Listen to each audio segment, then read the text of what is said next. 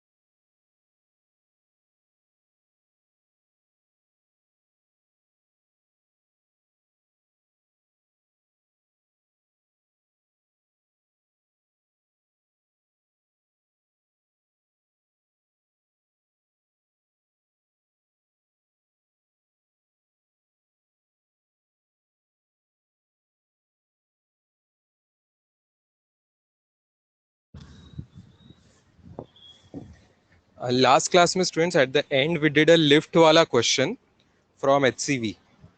Question number 31 lift वाला question किया था हमने. Today's class let us start with another lift वाला question. क्या कुछ लोगों ने मैंने जो PDF कल शेयर करी थी मॉर्निंग में वो देखी है? उसमें से स्टार्टिंग के ऑलमोस्ट सभी क्वेश्चंस मैंने क्लास में ही कराया आपको. ठीक है? यस. अभी आप उसमें का 13th question 13 question number 13 try कीजिए. लिफ्ट वाला ही क्वेश्चन है. सॉल्यूशन मत देखिए, खुद होके क्वेश्चन को ट्राई कीजिए. ट्राई फॉर से around 3 to 4 minutes and then I will on the screen and start the discussion. Example 13 of the theory PDF. Somebody can put it on the group if you can. उसमें दो questions पूछे गए हैं, एक ही सवाल में दो सब क्वेश्चंस हैं.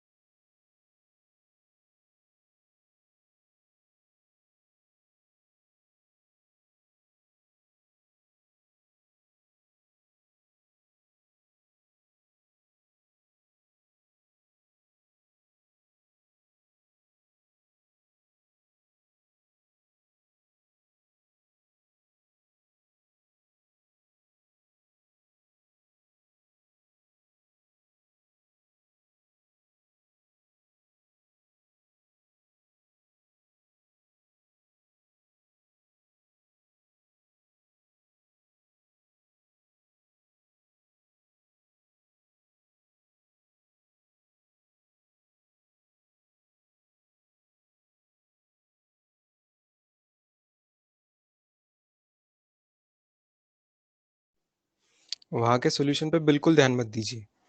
देखना है तो फाइनल बस आंसर देखिएगा आपका आने के बाद मैच हो रहा है कि नहीं। अपनी अपनी कोशिश कीजिए अपने अपने तरीके से।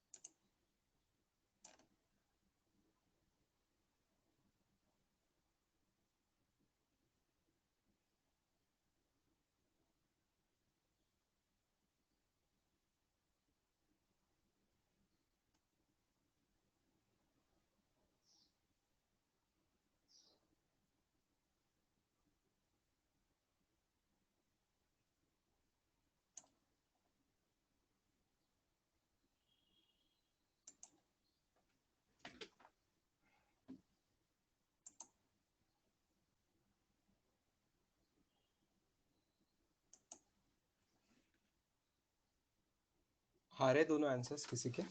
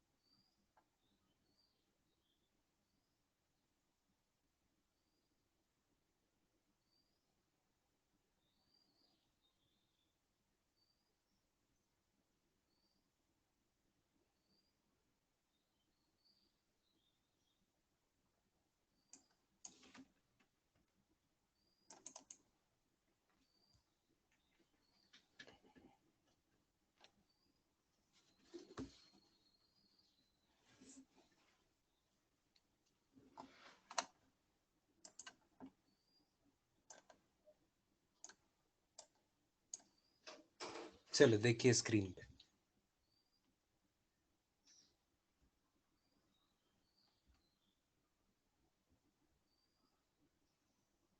कुछ इंपॉर्टेंट वर्ड्स इस क्वेश्चन में है। बॉल अपवर्ड्स थ्रोन है with velocity u relative to hand, with velocity u relative to hand, person के हैंड के रिस्पेक्ट में वेलोसिटी u है,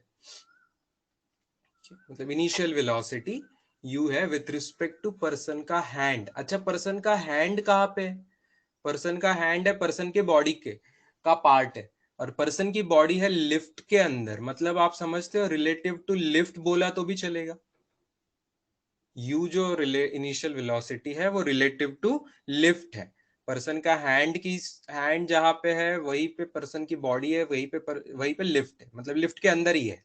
तो जो लिफ्ट की जो भी स्पीड रहने वाली है वही पर्सन के बॉडी की स्पीड रहने वाली है, और वही हैंड की रहने वाली है, और उसके रिलेटिव, हैंड के रिलेटिव u स्पीड से वो ऊपर फेंका गया है। ठीक है, इतना सब है। अच्छा ठीक है, लिफ्ट का एक्सेलरेशन ए दिया हुआ है, लिफ्ट का एक्सेलरेशन ए दिया हुआ है, लेकिन यहाँ पे कुछ भी बोला गया नहीं है लिफ्ट की स्पीड के बारे में। ट्राई टू अंडरस्टैंड, लिफ्ट की स्पीड नहीं बोली है, लिफ्ट की इनिशियल स्पीड 0 है क्या, ऐसा भी नहीं बोला हुआ है। लिफ्ट की इनिशियल स्पीड ऊपर है कि नीचे है, कितनी है, कुछ भी नहीं बोला गया है। ठीक है, लिफ्ट इज मूविंग अप मतलब अपवर्ड होगी, लेकिन एक्सेलरेशन ये दिया है, लिफ्ट की खुद की स्पीड के बारे में कुछ भी बोला गया नहीं है। Okay? तो it makes perfect sense to consider everything as ball with respect to lift। तो सॉल्यूशन की स्टार्टिंग आपको जितनी दिखाई है मैंने, वो चीज इंपॉर्टेंट है। उन्होंने एक्सेलरेशन भी लिया तो किसका लिया, ball with respect to lift लिया, ball with B for ball, L for lift. तो acceleration of ball with respect to lift is acceleration of ball minus acceleration of lift. अब एक्सेलरेशन ऑफ बॉल क्या होगा, acceleration of ball तो purely gravity के under होगा, purely gravity के under होने की वजह से it will be minus g j cap, मानते हो, it will be minus g j cap. और एक्सेलरेशन ऑफ लिफ्ट डायग्राम में दिखाया गया है, एक्सेलरेशन ऑफ लिफ्ट डायग्राम में दिखाया गया है ए J cap, right, vector notation में मैं लिखूंगा तो ए जे कैप। अब इन दोनों में आपको करना है सब्ट्रैक्शन, तो आंसर क्या आएगा, आंसर आएगा minus of ji plus A J cap, minus of ji plus A J cap, जिसको यहाँ पे उन्होंने सिर्फ जी प्लस ए लिख दिया, तो बाजू में ऐसी साइन देनी चाहिए, डाउनवर्ड की साइन देनी चाहिए। समझ गए, माइनस जे कैप है ना, मतलब डाउनवर्ड होगा, तो ये जो जी प्लस है एक्सेलरेशन है ये डाउनवर्ड्स होगा। उनके सॉल्यूशन की पहली गलती या इनकम्प्लीटनेस हम बोल सकते हैं, तो ये आपको समझना है। यहाँ तक क्लियर है? पिछले बार हमारे पिछले लास्ट क्वेश्चन में भी यही आया था, जहाँ फीट में दिया हुआ था ना सब कुछ, लिफ्ट वाला क्वेश्चन, उसमें भी ऐसे ही सिचुएशन हुई थी सिमिलर, रिमेंबर। एक्सेलरेशन इफेक्टिवली आया था जी प्लस ए डाउनवर्ड, या तो जी माइनस ए आ सकता है, डिपेंडिंग ऑन लिफ्ट ऊपर जा रही है नीचे जा रही है, तो एक्सेलरेशन चेंज होता है बॉल का, जी के बदले जी प्लस ए या जी माइनस ए हो जाता है, डिपेंडिंग ऑन लिफ्ट ऊपर जा रही है एक्सेलरेटेड कि नीचे एक्सेलरेटेड है, इस हिसाब से। अब पहले सवाल पे आइए, what is the time of flight of the ball. अच्छा, टाइम ऑफ फ्लाइट का मतलब क्या है कि बॉल जहां से छोड़ा है वापस हाथ में आएगा, मैन के हैंड से छोड़ा हुआ है तो बॉल जाएगा कहीं ऊपर थोड़ी देर के लिए, ऊपर जाएगा और वापस गिरेगा, और man will catch the ball again. ठीक है, the person will catch the ball again, इस हिसाब से टाइम ऑफ फ्लाइट उतनी देर जो बॉल है वो हवा में रहेगा। इसका मतलब टाइम ऑफ फ्लाइट के लिए आपका क्या, डिस्प्लेसमेंट जीरो हो जाना चाहिए effectively. Do you understand, displacement zero हो जाना चाहिए, बॉल ऊपर जाएगा तो डिस्प्लेसमेंट पॉजिटिव, लेकिन वापस उसी जगह पे हाथ में आ गया तो हाथ के रिस्पेक्ट में डिस्प्लेसमेंट जीरो हो जाना चाहिए। तो टाइम ऑफ फ्लाइट निकालने के लिए हमने क्या करना चाहिए, S is equal to ut plus half A T square. अच्छा, क्वेश्चन के वर्डिंग से ध्यान दीजिए कि u बार, u बार जो है वो u bar of ball with respect to lift ही दिया हुआ है आपको u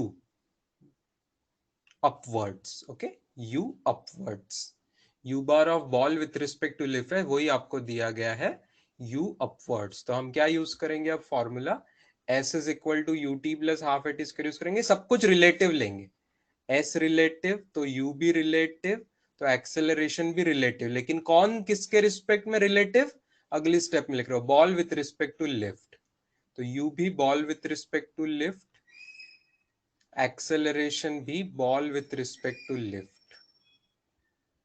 समझे? अब ये हमें चाहिए जीरो। ये क्यों जीरो चाहिए? ये जीरो होगा इसका मतलब क्या है, पर्सन कैचेस बॉल अगेन,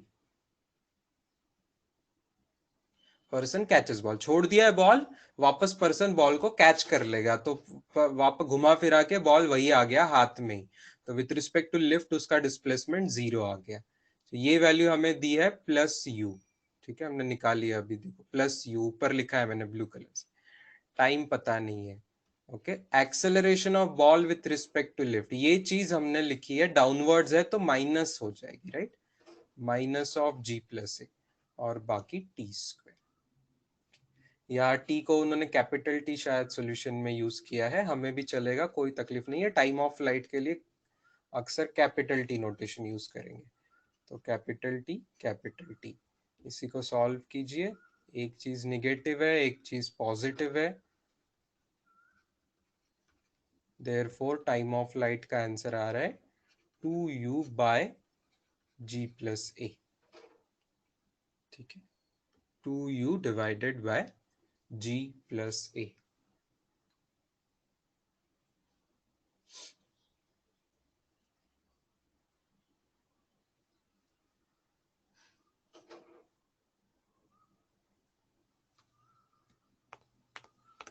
अब सोचिए मैक्सिमम हाइट के लिए कौन सा फॉर्मूला यूज करेंगे, मैक्सिमम हाइट के लिए क्या यूज करेंगे, मैक्सिमम हाइट के लिए क्या क्या कॉन्सेप्ट यूज करेंगे, मैक्सिमम हाइट पे क्या जीरो हो जाता है, मैक्सिमम हाइट पे क्या जीरो हो जाता है,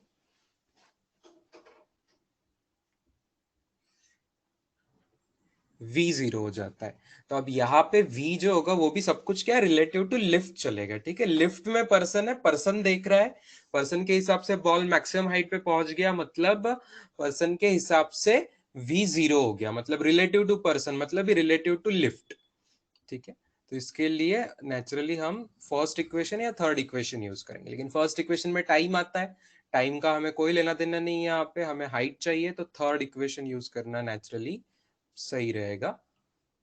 तो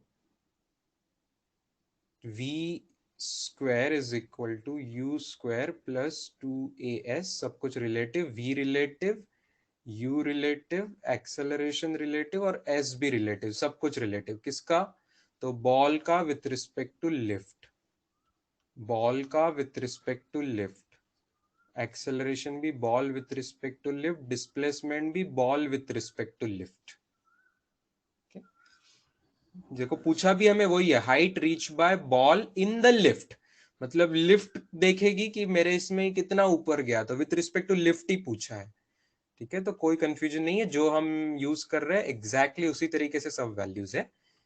ये हमें कर देना है जीरो, जीरो क्यों, because it happens at maximum height, अभी हम सब कुछ सोच रहे हैं एट मैक्सिमम हाइट, तो मैक्सिमम हाइट पे बॉल की रिलेटिव स्पीड जीरो हो जाएगी लिफ्ट के, ये था प्लस यू, और वापस से एक्सेलरेशन जो है that is minus of ji plus a, सब मेरे ब्रैकेट ध्यान से देखिए आप लोग, और एस जो होगा वही यहाँ पे एच जो हमें निकालना है, height, displacement of ball highest जो होगा वही हमारी हाइट है, तो इससे आपको सॉल्व करके हाइट आ रही है u square upon twice g plus ए,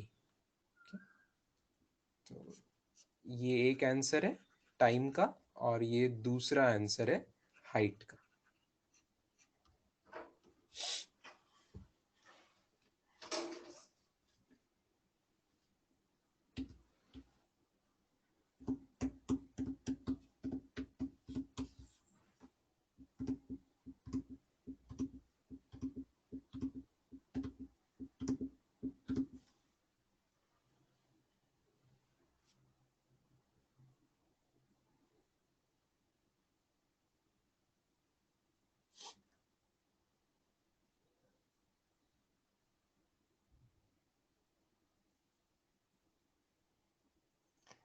ध्यान से सबको समझ गया है तो बोलिए, मैं एक अगला क्वेश्चन खुद बना के दूंगा, एक अच्छा ट्विस्ट वाला। ये ये बेसिक सबको समझ गया लिफ्ट का तो बताइए। एकदम क्लियर है।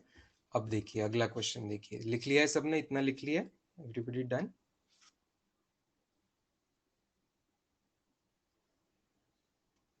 ठीक है।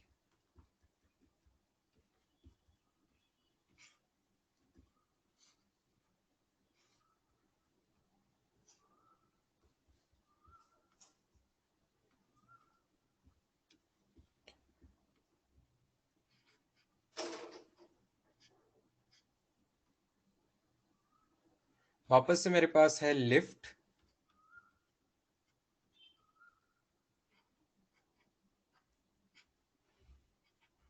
लिफ्ट के अंदर है पर्सन, पर्सन के हाथ में है बॉल,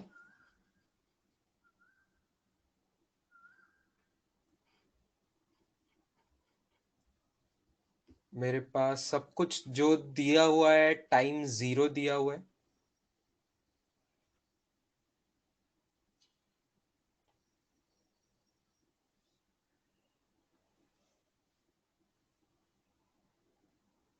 बॉल की जो स्पीड है वो है 10 मीटर पर सेकेंड, लिफ्ट की है 5 मीटर पर सेकेंड,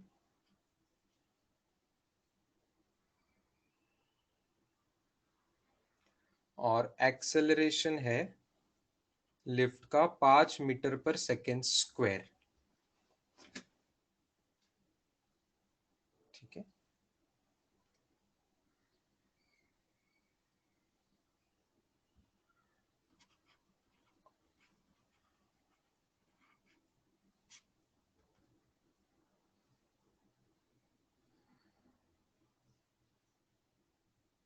आपको मैं पूछ रहा हूं पहली चीज,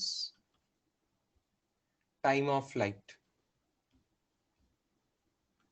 ठीक है। कैपिटल टी मतलब time of flight of the ball क्या रहेगा?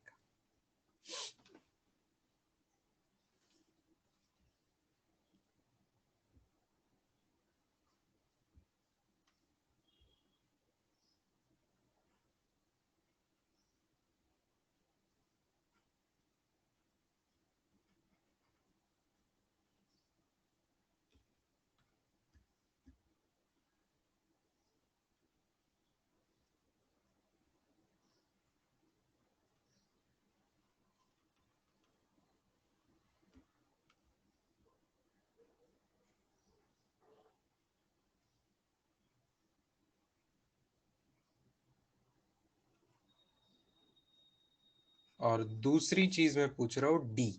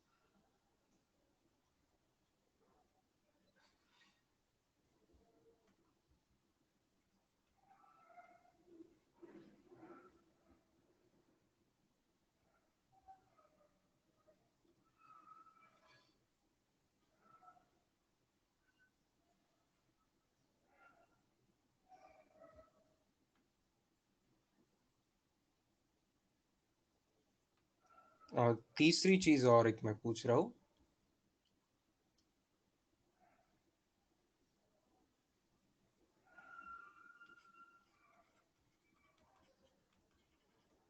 Position of ball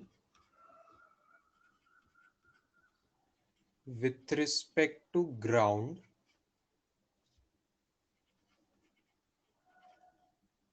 when person catches ball.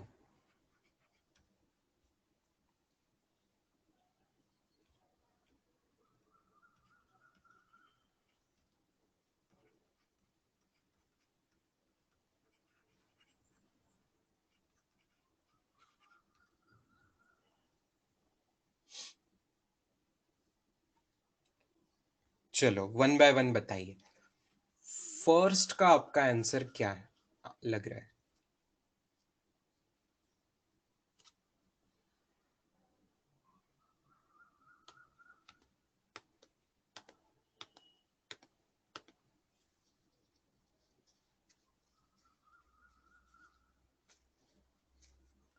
First question का आपका आंसर क्या लग रहा है?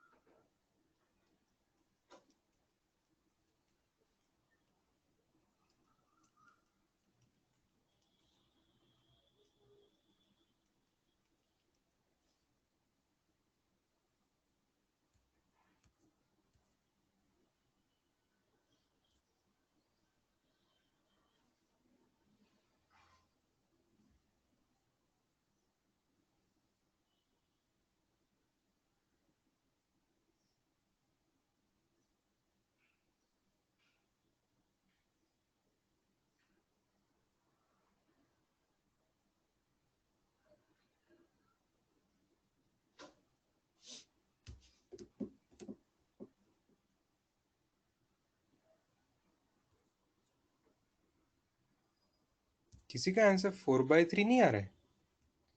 टाइम ऑफ लाइट किसी का 4/3 सेकेंड्स नहीं आ रहा है?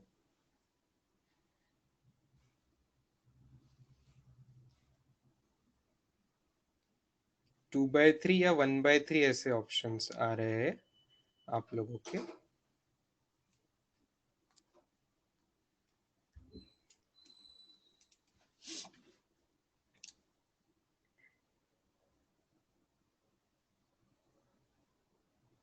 चलो ठीक है, आई एम हैप्पी कि बहुत लोगों ने सही किया। मैं सोच रहा था कि 1.33 जवाब बहुत लोग देंगे, जो कि गलत जवाब है,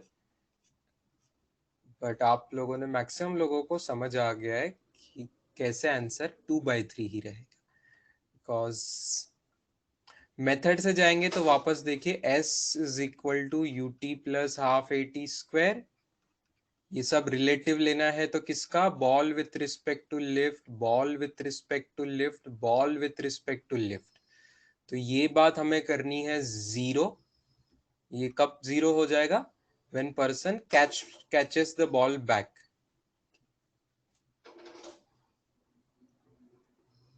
पर्सन कैच कर रहा है, वापस पर्सन कैच कर रहा है, तो बॉल की डिस्प्लेसमेंट जीरो हो गई। ठीक है, तब टाइम ऑफ फ्लाइट टी रहेगा।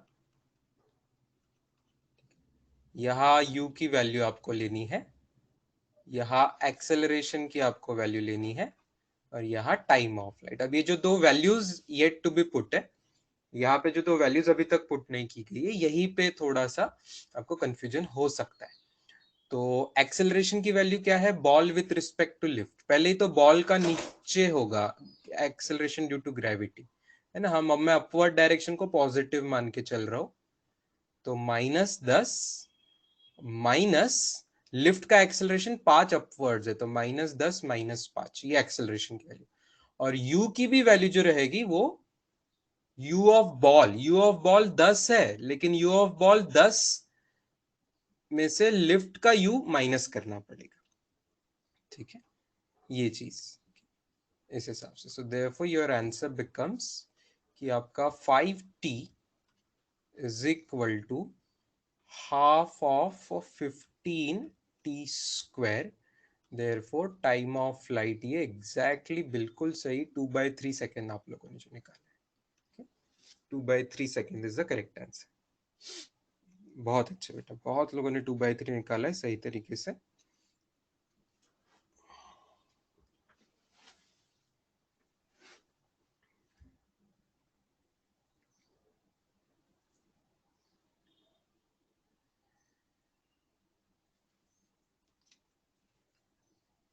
चलो डी का आंसर बताइए फिर, डी का आंसर बताइए।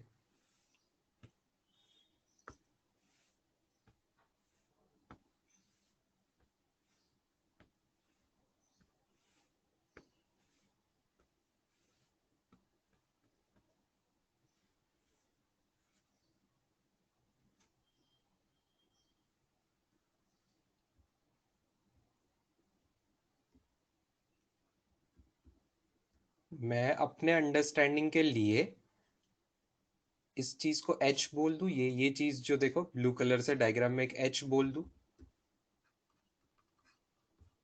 तो क्या आपको ये समझ आ रहा है कि V square is equal to you square plus 2as में सब कुछ ball with respect to lift, ball with respect to lift, ball with respect to lift, ball with respect to lift, तो ये चीज हो जाएगी 0 एट मैक्स हाइट।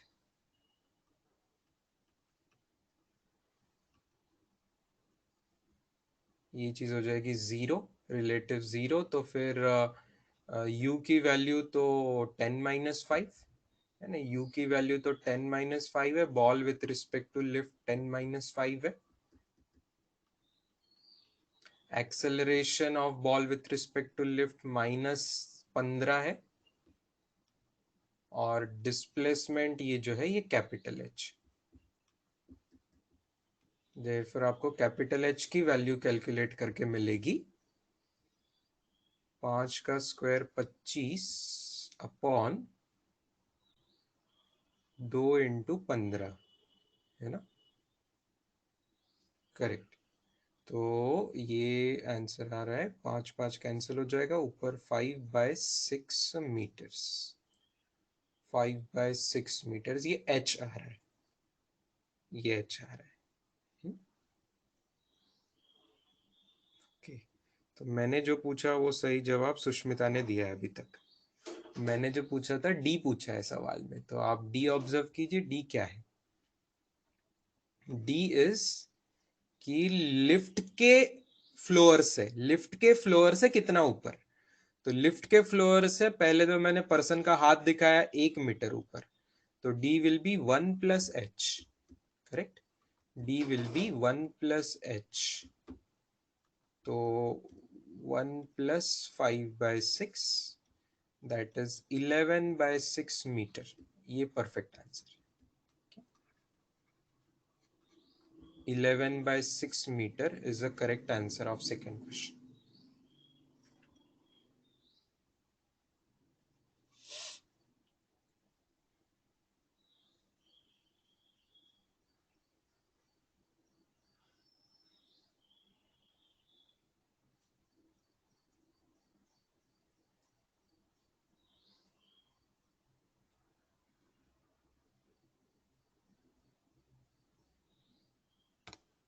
बोलो बेटा, डाउट है तो बोलो, बिल्कुल अभी के अभी क्लियर करो, बताइए।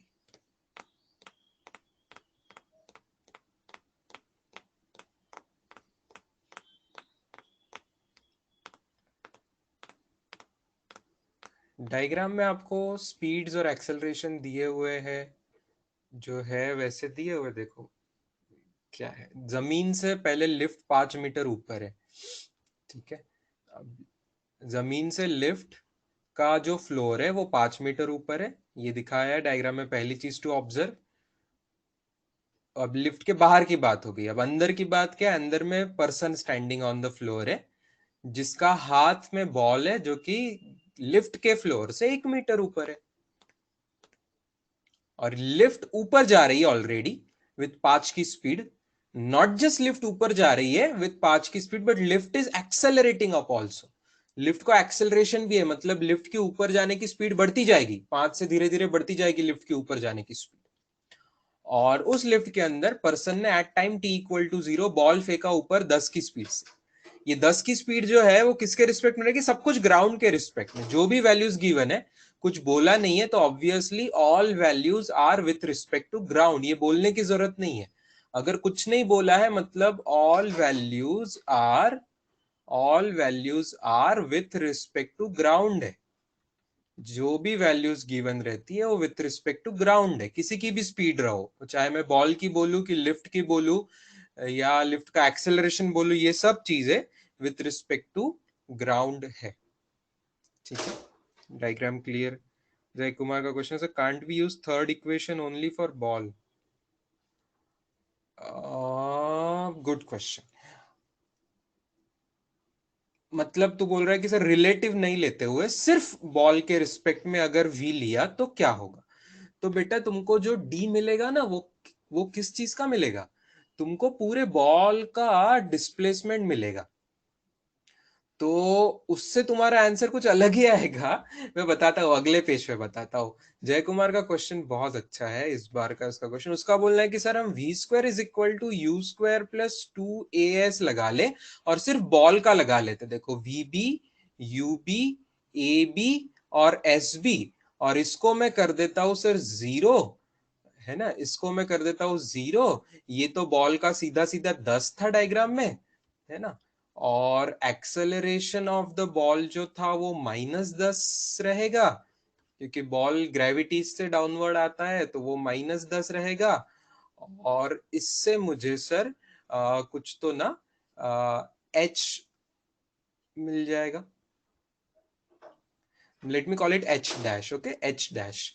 तो जय कुमार अगर इस मेथड से करता है तो उसका एच डैश क्या आ रहा है? देखिए उसका एच डैश क्या आ रहा है। उसका एच डैश आ रहा है 100 divided by 20, that is 5 meters. 100 divided by 20 that is 5 meter. ठीक है, आप ध्यान से समझिए ये किस चीज का जवाब आया है।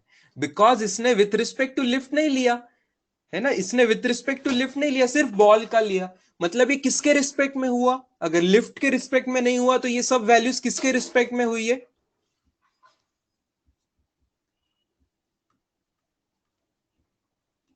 ग्राउंड के रिस्पेक्ट में हुई है। मतलब इसका जो आंसर आया वो किस चीज का आंसर आया? ध्यान से समझिएगा स्टूडेंट्स, एकदम ध्यान से समझिए। देखो ये पर्सन का हैंड है, इस हैंड पे से पर्सन ने बॉल को ऊपर फेंका है। थोड़ी देर बाद, थोड़ी देर बाद लिफ्ट भी ऊपर जा चुकी होगी कि नहीं? थोड़ी देर बाद लिफ्ट भी ऊपर जा चुकी होगी।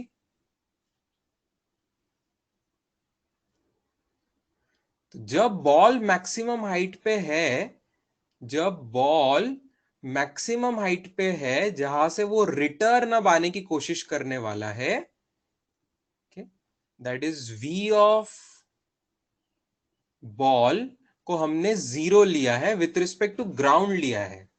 ठीक है, विथ रिस्पेक्ट टू ग्राउंड लिया है। ओके,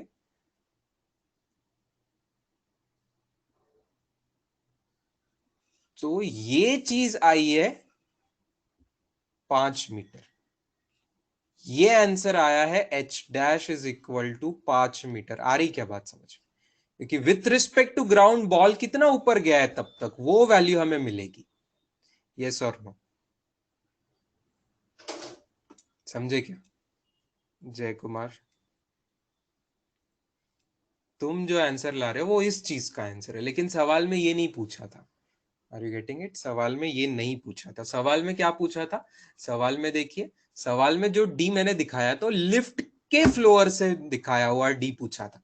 तो लिफ्ट के फ्लोर से का डिस्टेंस निकालना है, इसलिए विथ रिस्पेक्ट टू लिफ्ट ही इक्वेशन लगाना पड़ेगा।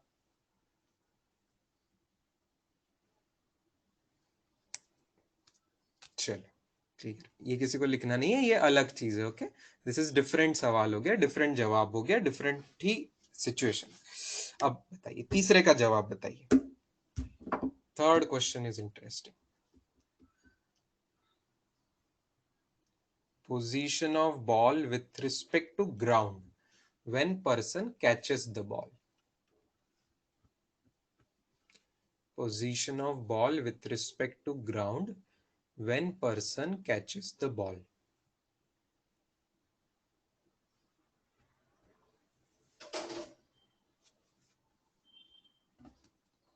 Okay, आर्या एंड सुष्मिता दोनों का सेम आंसर है कुछ तो भी, 85/9 ऐसा। ओके, आई होप सही जवाब होगा। Let's check. देखो अब इसके लिए कोई लंबा इक्वेशन लगाने की जरूरत नहीं है स्टूडेंट्स। मराठीमध्ये म्हटलं तर काय विचारलंय की जेव्हा पर्सन परत बॉलला कॅच करतोय तेव्हा बॉल जमिनीच्या किती वर आहे, जमिनीच्या बॉल किती वर आहे. So do you realise simple answer will be सगळ्यात आधी बॉल 5 मीटर तर वर राहणारच आहे, कारण 5 मीटर तर जमिनीच्याच वर लिफ्ट आहे. अजून लिफ्टच्या फ्लोअर पासून 1 मीटर वर आहे बॉल, पर्सनचा हातच 1 मीटर आहे. ठीक आहे. प्लस जितका वेळ बॉल हवेत होता, टाइम ऑफ फ्लाइट, जितक्या वेळ बॉल हवेत होता तितक्या वेळ लिफ्ट पण तर वर जात होती, आणि लिफ्ट वर जात होती तर त्या स्पीडनी पर्सन पण वर जात होता, तर पर्सनचा हात पण वर जात होता. तर time into speed into time केलं तर ते डिस्टन्स मिळेल की हात किती वर गेलाय, पर्सनचा हात जमिनीच्या किती एक्स्ट्रा वर गेलाय. Do you understand this?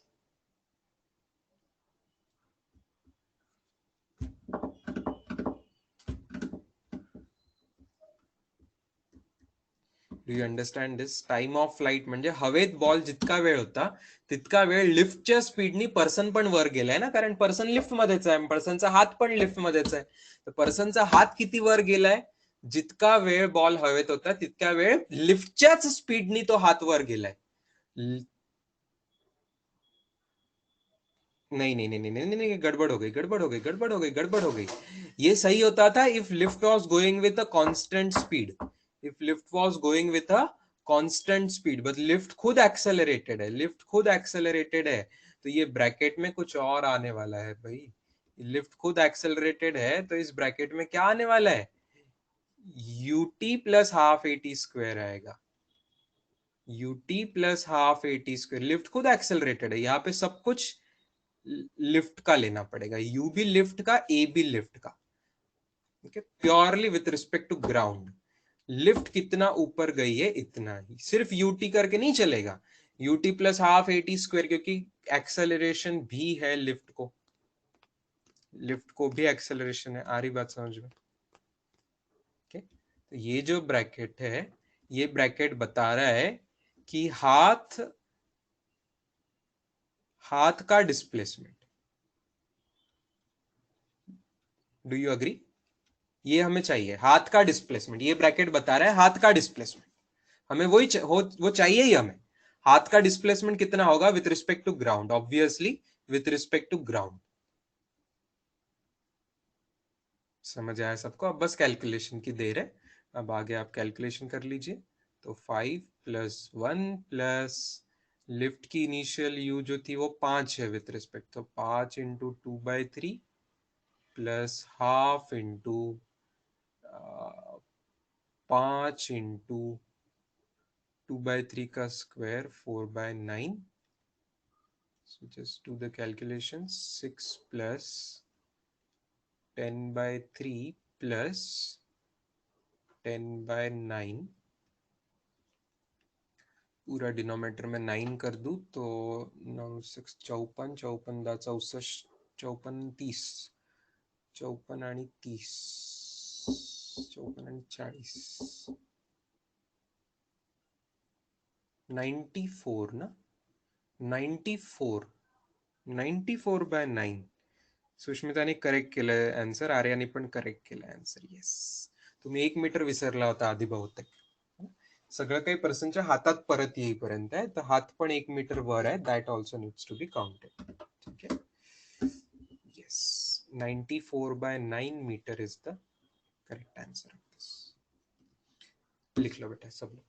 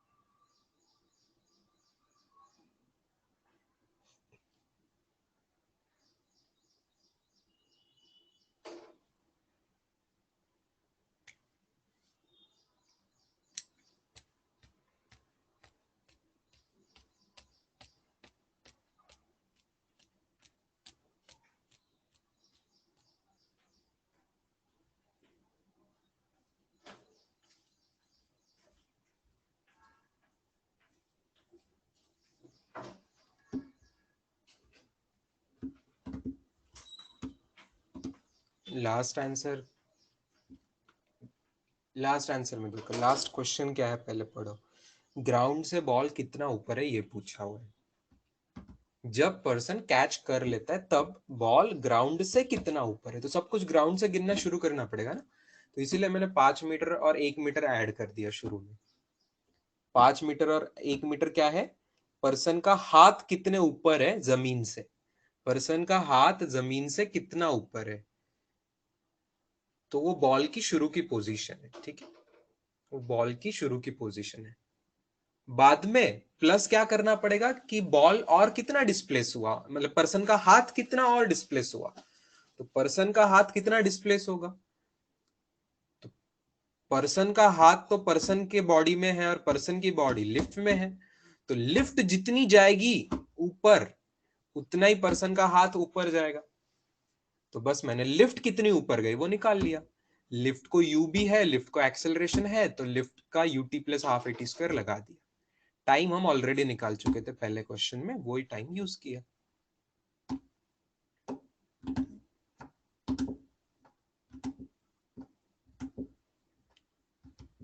ठीक है, yes.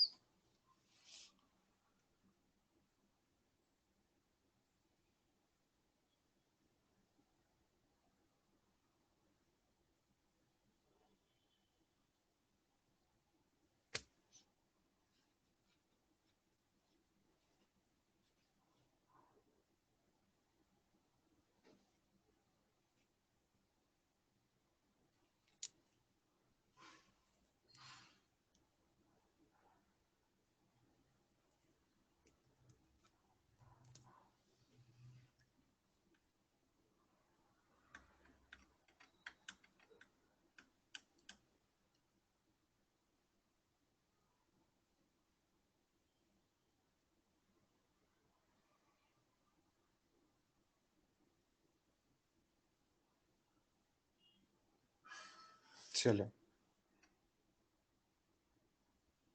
Yes, displacement of lift in time flight, correct, वो निकालना पड़ा हमें।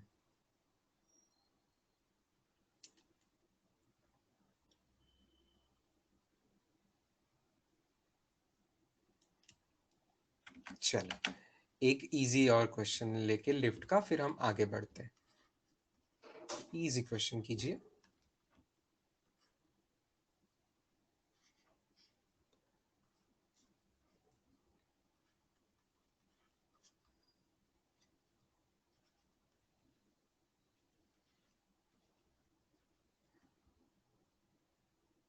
लिफ्ट की यू 0 दी है आपको,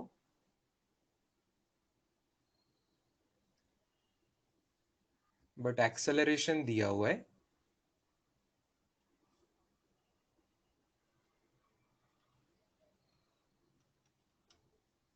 S।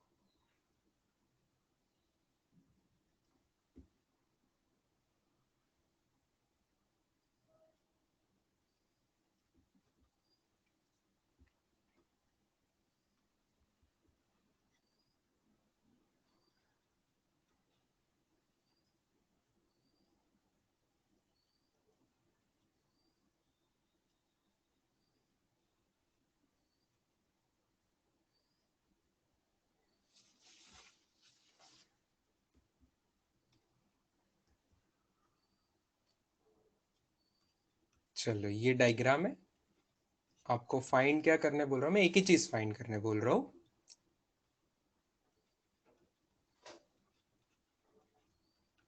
How far is lift above ground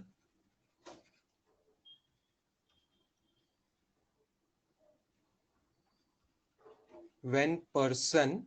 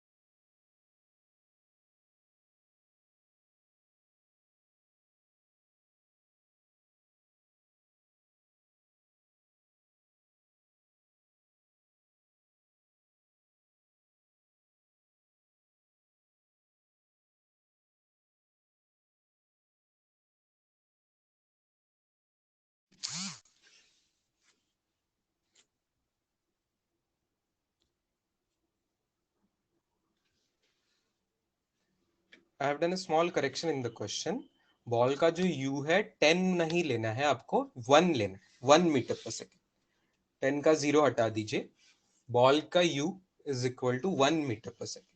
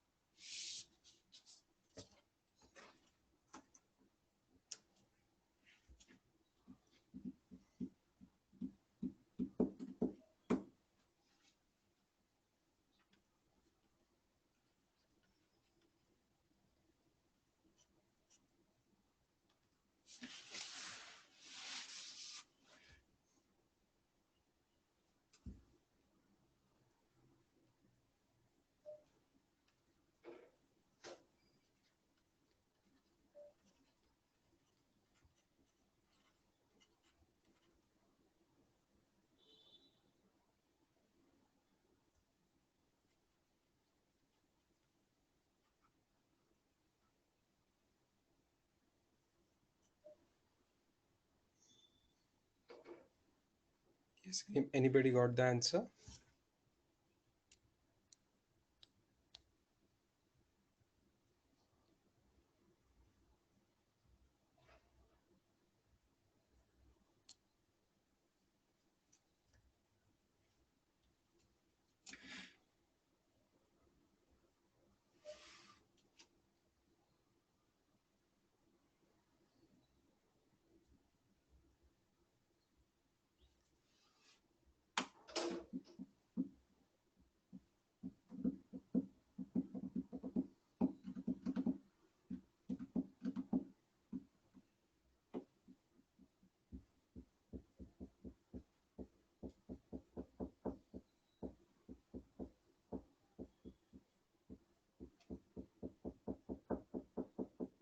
it's similar to previous question का थर्ड पार्ट, लेकिन आपको उसके लिए अलग अलग चीजें निकालनी पड़ी थी। First part, second part, third part, ऐसा स्टेप बाय स्टेप किया था ना, अलग अलग चीजें पूछी थी।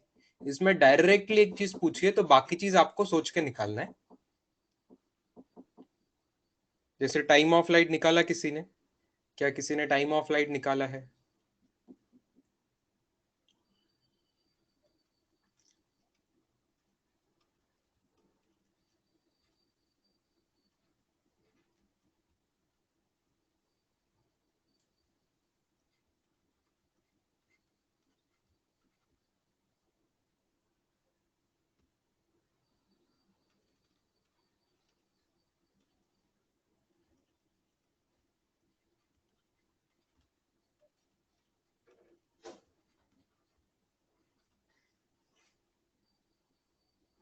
Yes, 1/4 second is correct time of light.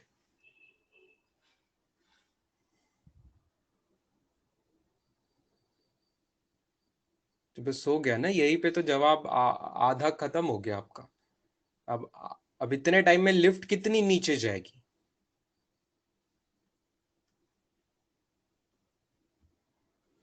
Displacement of lift इतनी टाइम में कितना होगा वो निकालिए। ut plus half at square.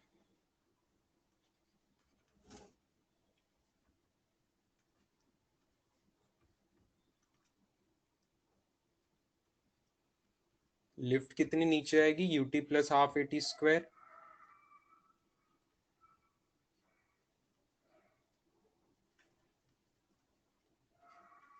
अब ये सब विथ रिस्पेक्ट टू ग्राउंड है।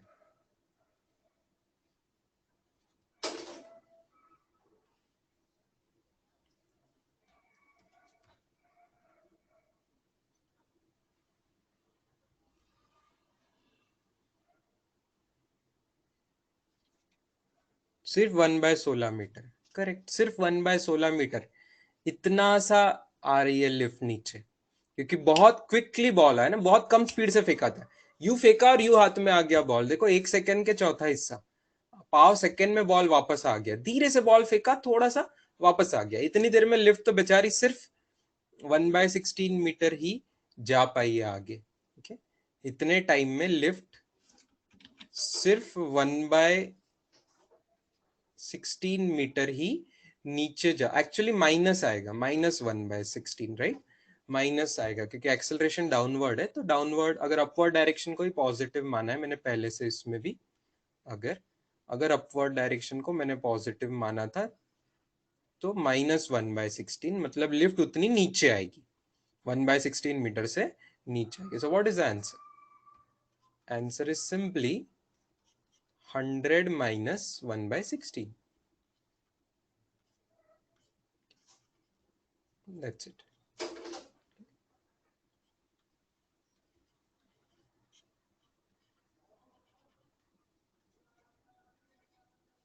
जिसको आप फ्रैक्शनल फॉर्म में ऐसे सब भी लिख सकते हो।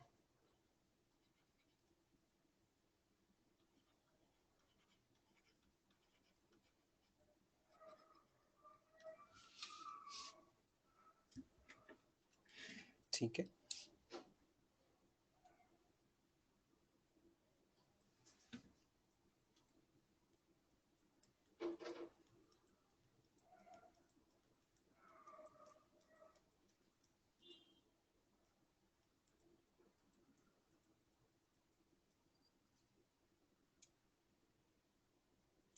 कल्पेश का थर्ड इक्वेशन से भी आ रहा है।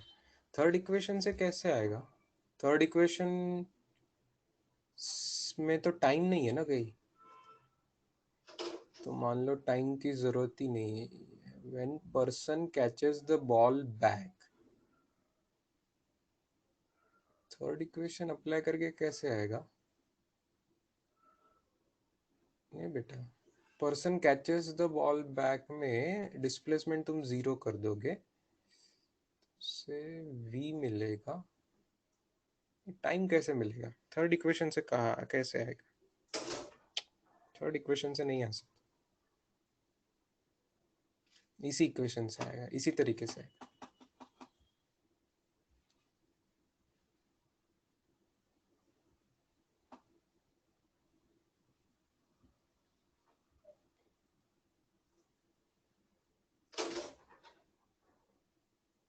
तो किसके लिए थर्ड इक्वेशन लगा रहे हैं?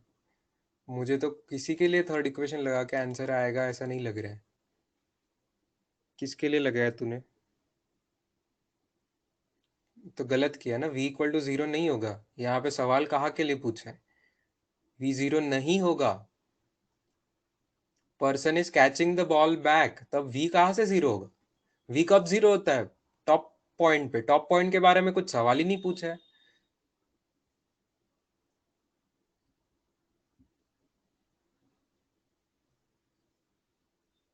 v 0 करके गलत हो जाएगा बेटा।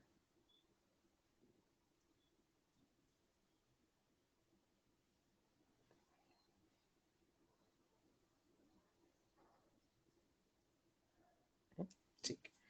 तेजस्विनी का पिछले सवाल के बारे में क्या पूछना है?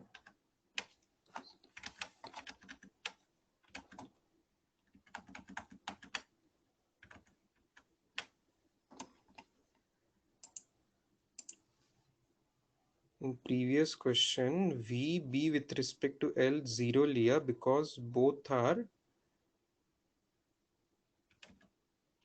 एक मिनट,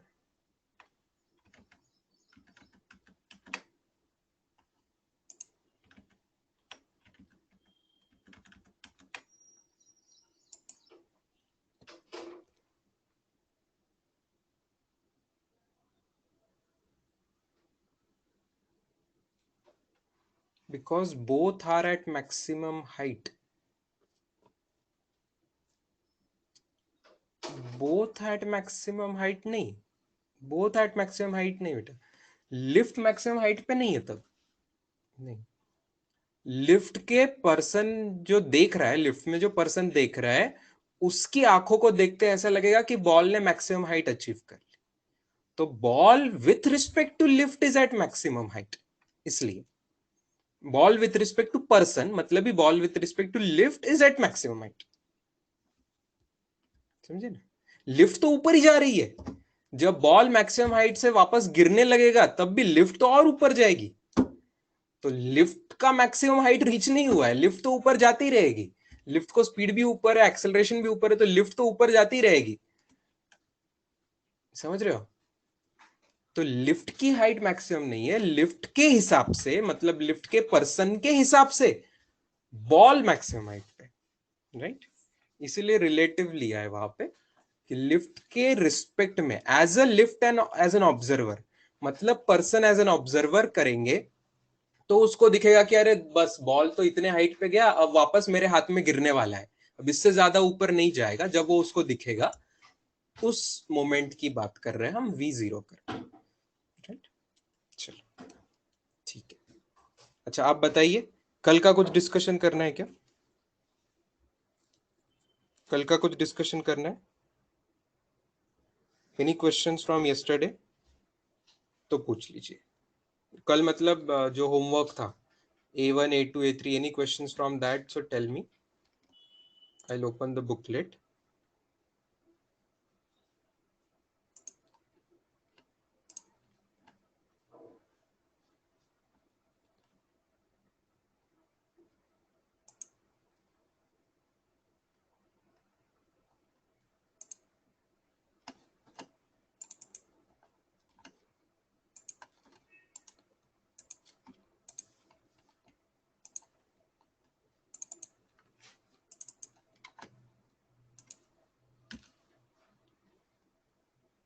एक्सरसाइज बताओ, दोनों में A2 A3 थे। फर्स्ट एक पार्ट 1 की पार्ट 2? आप पार्ट 1 पार्ट के साथ क्वेश्चन का नंबर बताना पड़ेगा आपको। पार्ट 1 का A2 की पार्ट 2 का A2?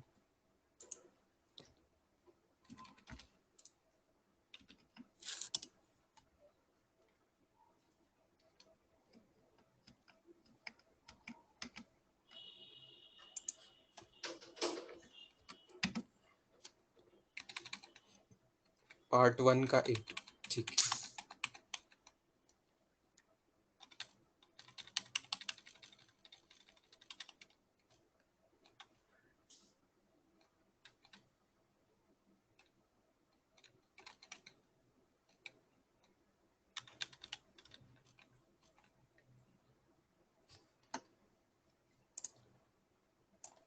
ट्रेन वाला क्वेश्चन ना लेता हूँ मैं बोर्ड पे. Train is moving with the speed this much. As soon as another train goes in opposite direction, passes by the window,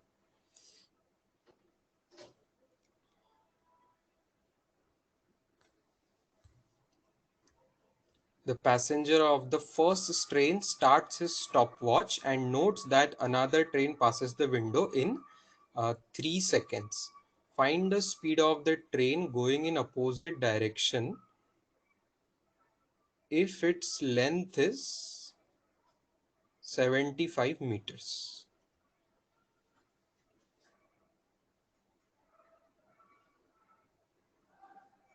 देखो डायग्राम इसकी थोड़ी सी मुश्किल है लेकिन हमें निकालनी पड़ेगी.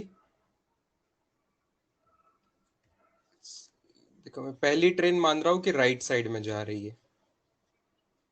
ठीक है, पहली ट्रेन की बहुत सारी बोगीज है और ये इंजन है.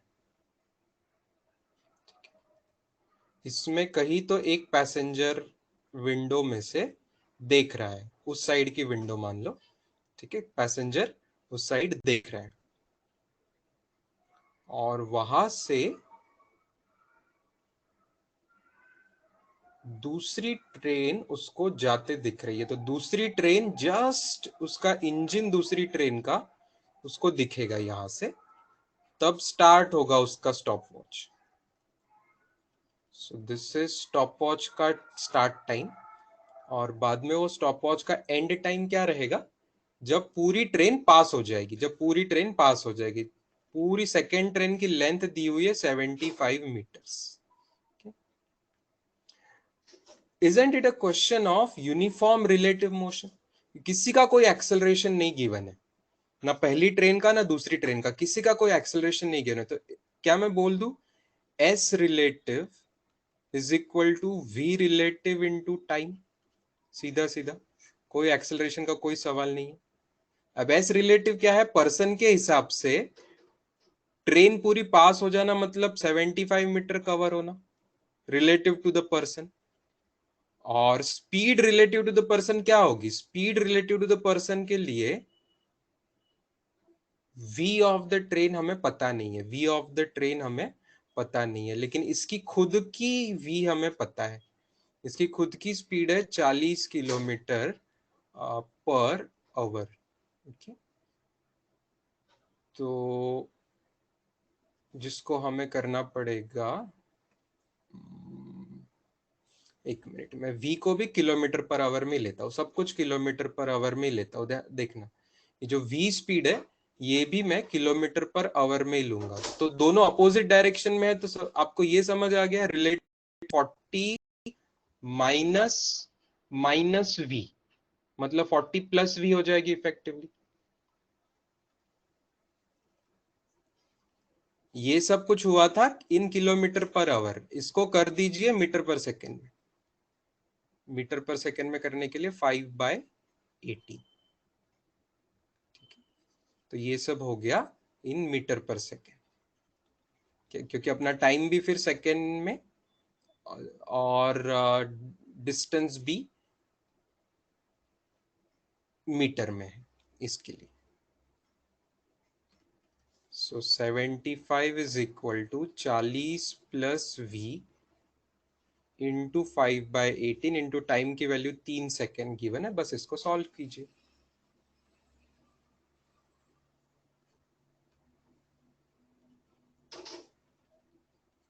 चालीस प्लस V का आंसर आ रहा है आपका 90. तो V आ रहा है 50. V किस यूनिट में लिया था मैंने, किलोमीटर पर आवर में लिया था. ये आएगा आंसर.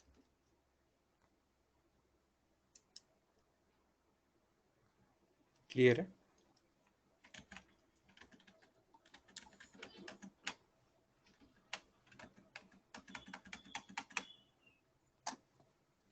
अनुजा क्लियर है बेटा.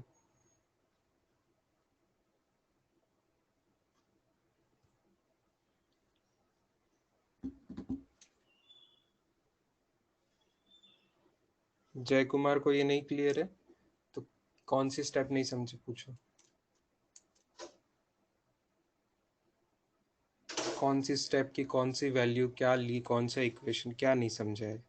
सिचुएशन नहीं समझी तो तुमने घर पे क्वेश्चन नहीं ट्राई किया क्या बेटा? सिचुएशन तो घर से समझ के आना था, क्वेश्चन ट्राई करे तो। देखो दो ट्रेन है, एक ट्रेन राइट साइड में जा रही है, दूसरी ट्रेन लेफ्ट साइड में दिखाई है। क्यों? क्योंकि सवाल में बोला है अपोजिट डायरेक्शन में ट्रेनें जा रही है। पैसेंजर पहली ट्रेन का देख रहा है दूसरी ट्रेन को, तो ऑब्जर्वर कौन हो गया अपना?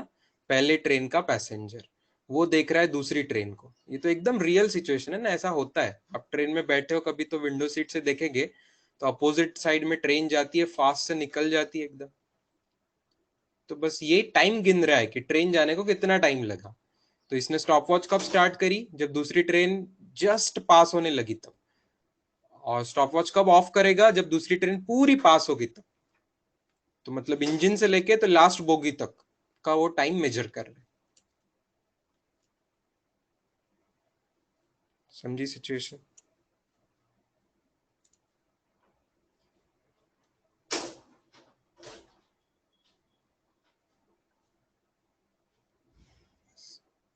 अब अगर इस सवाल में पहले ट्रेन की लेंथ देते ना तो आपको कंफ्यूज करने के लिए देते सिर्फ, क्योंकि पहले ट्रेन की लेंथ से कोई संबंध नहीं है। पहले ट्रेन का पैसेंजर देख रहा है दूसरी ट्रेन को पास होते हुए, तो कितना डिस्टेंस पास हुआ? जितनी दूसरी ट्रेन की लेंथ है उतना ही डिस्टेंस पास होगा ना। तो दूसरी ट्रेन की लेंथ से ही मतलब है, पहली ट्रेन की लेंथ से कोई मतलब नहीं है इस सवाल। समझे? हाँ, पैसेंजर की ट्रेन भी मूविंग है ना, तो क्वेश्चन की स्टार्ट ही वैसे है। तो इसीलिए रिलेटिव स्पीड में दोनों की स्पीड्स हो गई इफेक्टिवली ऐड।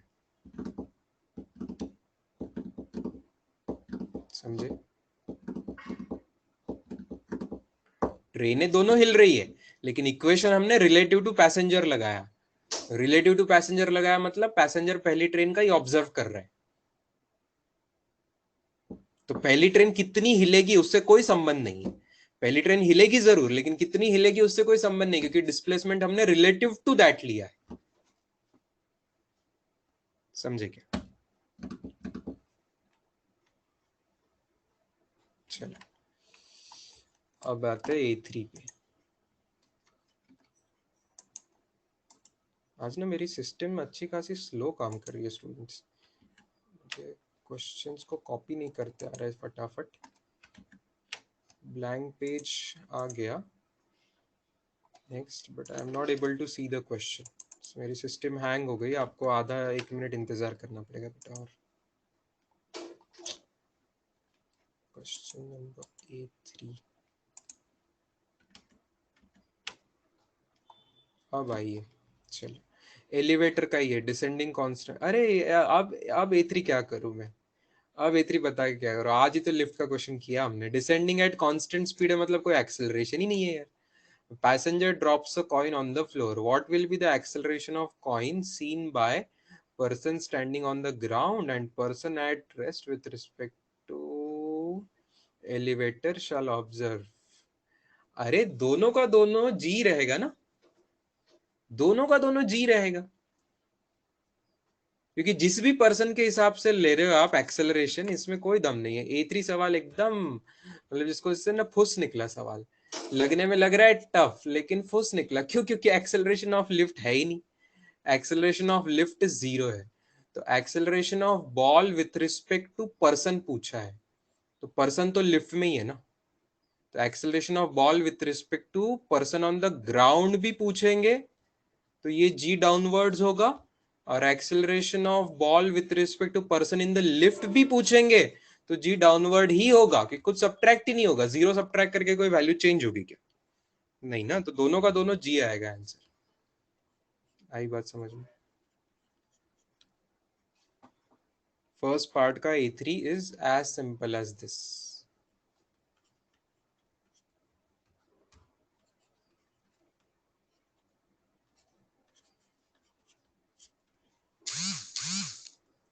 अच्छा, B4 भी डाउट, ठीक। B4 भी फर्स्ट एक्सरसाइज का B4 भी क्वेश्चन देख लेते हैं।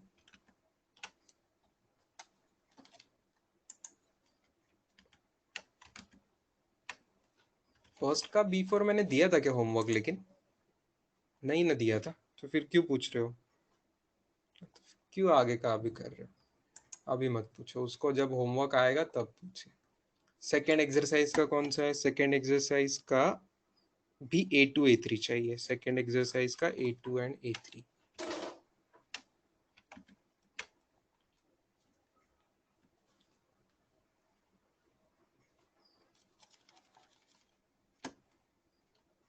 ठीक है, सेकेंड का बताता हूँ। सेकेंड का A2 A3 A5 और B4 इतने सारे सवाल आपने पूछे। लेट्स सी कितने इजी है कितने टफ है। उफ, मेरी सिस्टम क्यों इतनी हैंग हो रही है आज? बहुत टाइम लगा रही है।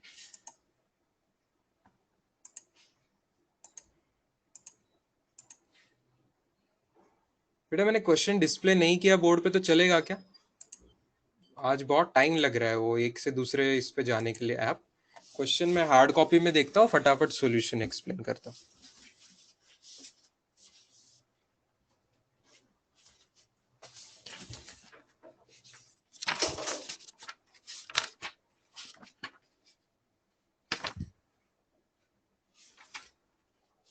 हाँ देखिए, पार्ट 2 का second A2 question. Thief is running away on a straight road with 9 की speed. Policeman chases him on a jeep moving at a speed of 10. The instantaneous separation of the jeep is 100. How long will it take for the policeman to catch the thief?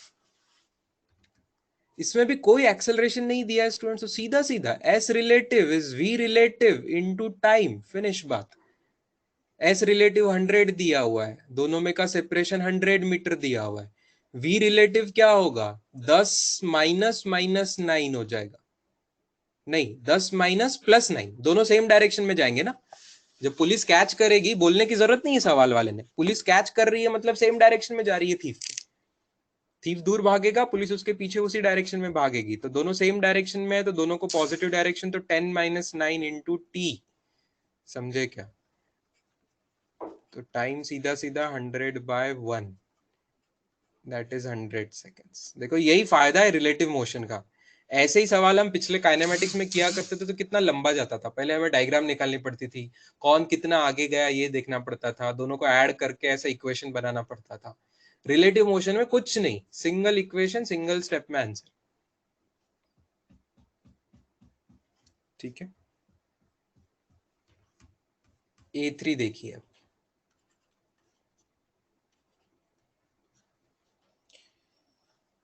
Position time graph of two children are given. Which of the following statement about the relative motion is true after both of them started moving? देखो दोनों move कर रहे, अलग अलग time पे start कर रहे। ठीक है, अलग अलग टाइम पे स्टार्ट करे। पहला चाइल्ड जो है उसने जल्दी स्टार्ट कर लिया, दूसरा चाइल्ड थोड़ा लेट स्टार्ट कर रहा, लेकिन दोनों जहां स्टार्ट कर रहे हैं मतलब एक्स दोनों का 0 है। देखिए एक्स की वैल्यू 0 है, मतलब स्कूल की पोजीशन उन्होंने 0 कोऑर्डिनेट लिया हुआ है। समझ रहे हो? स्कूल की पोजीशन 0 कोऑर्डिनेट लिया हुआ है। अब उसके बाद पहला चाइल्ड लेट स्टार्ट किया, सॉरी पहला चाइल्ड लेट स्टार्ट किया है, फर्स्ट चाइल्ड ने लेट स्टार्ट किया है और सेकेंड चाइल्ड ने जल्दी स्टार्ट किया है, लेकिन वो स्लो जा रहा है। सेकेंड चाइल्ड स्लो जा रहा है क्योंकि उसका स्लोप आपको कम दिख रहा है, स्लोप आपको कम दिख रहा है। तो स्लोप से ही, तो slope of position time graph से ही तो हमें स्पीड मिलती है। ठीक है, तो वेलोसिटी जो होगी यहाँ पे dx/dt मतलब स्लोप से मिलेगी। तो सीधी बात है v1 का स्लोप ज्यादा है, v1 ग्रेटर देन v2 है। ओके, तो v1 ग्रेटर देन v2 है, लेकिन हमें ये नहीं पूछा है कि कौन बड़ा है। ऑप्शंस में क्या क्या पूछ रहे हैं, कौन कांस्टेंट है कि बदल रहा है, ये पूछा हुआ है। तो ध्यान देना स्टूडेंट्स, v1 भी एक कांस्टेंट स्लोप है, फर्स्ट चाइल्ड भी एक कांस्टेंट स्पीड से जा रहा है क्योंकि स्ट्रेट लाइन ग्राफ का स्लोप कांस्टेंट होता है, और v2 भी एक कांस्टेंट है। तो जब हम रिलेटिव वेलोसिटी की बात करेंगे, that is velocity of first child with respect to second, it will be v1 minus v2।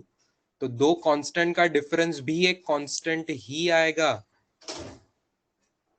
तो relative velocity is a constant, non zero constant. Fourth option इसका आंसर होना चाहिए। क्या सही आंसर दिया है? गलत दिया है तो निग्लेक्ट करो। डी आंसर होना चाहिए इसका। जीरो नहीं होगा कांस्टेंट बस, क्योंकि V1 और V2 अलग है ना। V1 बड़ा है, V2 छोटा है।